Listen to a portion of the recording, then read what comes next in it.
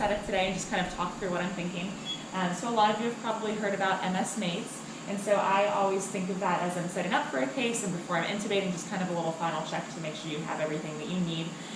So it is MS is machine, suction, monitors, airway, IV, drugs, and then special.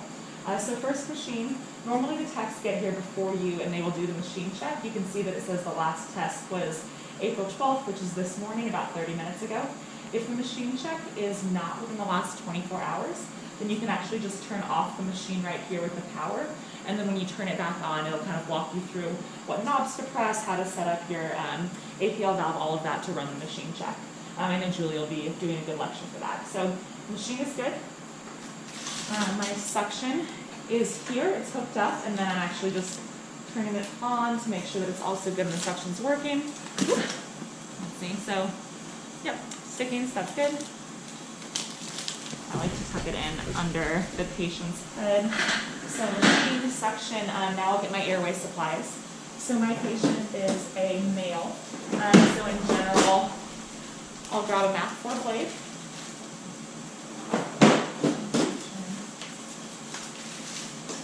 I like to have the supplies for an oral airway ready to go, just in case. So oral airway supplies, tongue depressor, the oral airway. Tongue depressor helps you place it. I get an extra tongue depressor, an extra gel, because you'll oftentimes be asked for it. And then a tube. So he is a male, so I'll grab a 7.5 tube, which is again just kind of a rough estimate that I use for most males in terms of ORs. So I let it.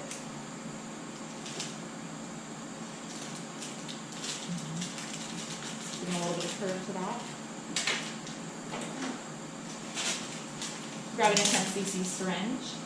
Now that my tube is dilated and curved how I want it to be, I always like to check and make sure that when I put air in the syringe, the balloon's working. So it is, so I'll bring that down.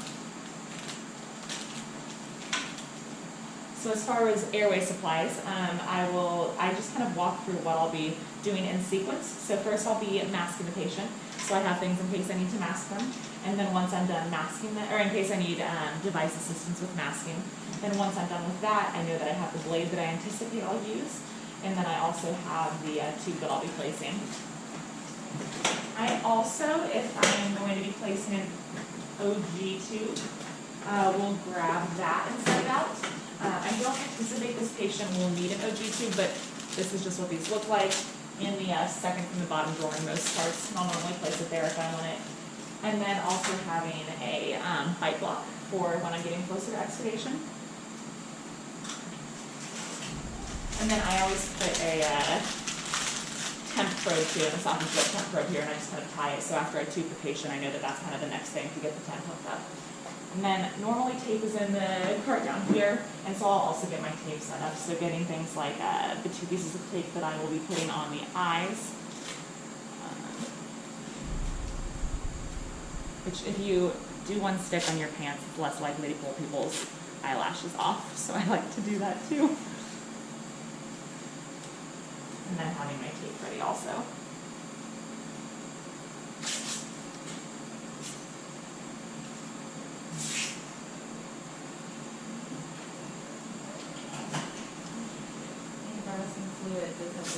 Go for it. Go for it. Thank you. You're going to be filmed as part of boot camp, so wave. OR 24 has fluids, and OR, what is it? You're in 23. Oh, you're good? You're good. Bye. I'm in the OR with extra fluids today. Yeah. So that is machine, suction. I guess I skipped the monitors part. So your monitor over here, I like to get my EKG lead just kind of laid out so that when the patient comes in, I can put it on. I know I have my blood pressure cuff, my pulse ox cable, and then this patient will not be needing any kind of special monitoring today, like the A-line, central line, anything like that, unless anything goes unexpectedly. But making sure that you call your tech in case you need any of the additional cables or anything like that. And then also having your Twitch monitor ready to go if you're using that. So machine, suction, monitors. I just did all of my airway supplies. It's good to have an extra backup LMA kind of in close reach in case you think you'll need that for the patient. So next is IV medication. Can I throw in also, in addition to LMA, make sure you have a bougie in the room too? Yes. Yeah. We have Nice. ours right Yeah. here. Yeah. And I kind of like to Yep. having it, knowing it where it is, because that's something where you'll basically have a view and you'll say, someone grab me a bougie, and it's a lot easier to say it's right there than to have someone take it apart. And so let's see, IV. So if you're placing another IV, making sure that you have an extra fluid line for that if it's a hot or if it's not, and then an IV start kit, which we have an IV start kit here. So I will probably just set this here. I'm not anticipating placing a second IV, but in case the one that we're using stops working, it's nice to have kind of a backup supply right there. So again, you're not fumbling with everyone staring at you. So we have IV things, and next is drugs. So I always set out my two uppers over here. So I have ephedrine and phenylephrine. And then if you're concerned, you can set out like a downer. So if you're in like the neuro ICU or the neuro rooms having cardian scan or something like that, I'll probably be just using kind of standard things in this case. So uppers. I also like to have 4x4s and alcohol pads because people oftentimes ask me for those. And then induction drugs, which in this case will be lidocaine, propofol, rocuronium. So we're just doing a normal intubation, no RSI, and then whatever narcotic you're using. So I put these all here.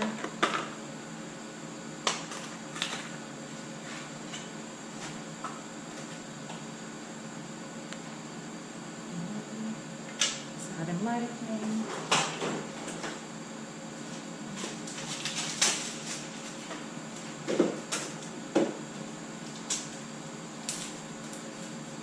See how propofol drying up goes on. So I think you guys are going to have a talk from pharmacy, but Melissa's doing it the right way of drawing it up and then putting the label on it and then dating, timing, initialing. You don't ever want to pre-label your syringes prior to drawing up the medication.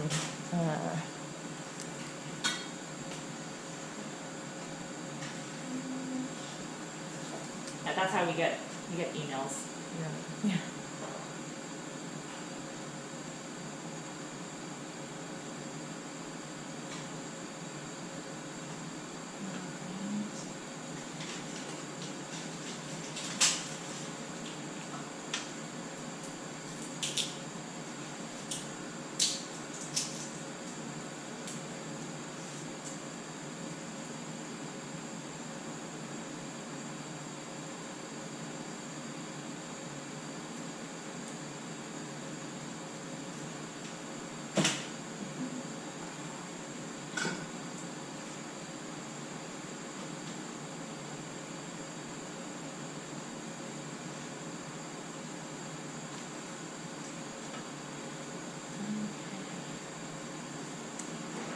Okay, and then just so I'm not doing it again for this case, but this is also kind of where I'll put, if it's a patient where I'm really concerned about their pressure, then it's someone where I might have like a vasostick drawn up or epinephrine, things like that. Sometimes if it's maybe a patient that I'm planning on like a MAC case, so I'm planning to not use any paralytic, but I know I could have to convert, then I would have like rocuronium or succinylcholine or another paralytic kind of here, and I just wrap it up in a little 4x4, so kind of assign to myself that I'm not planning to use it, but having it available. So this is kind of tailored for every case, but the induction agents and then the uppers, because most patients have some hypotension after induction, I think are pretty common. And then let's see, so going through, so machine, we did that. Suction, we know is working. MSM is monitors are good. A for airway things, we're all set there. We are not planning on any additional IV access, but I do have things if I need it.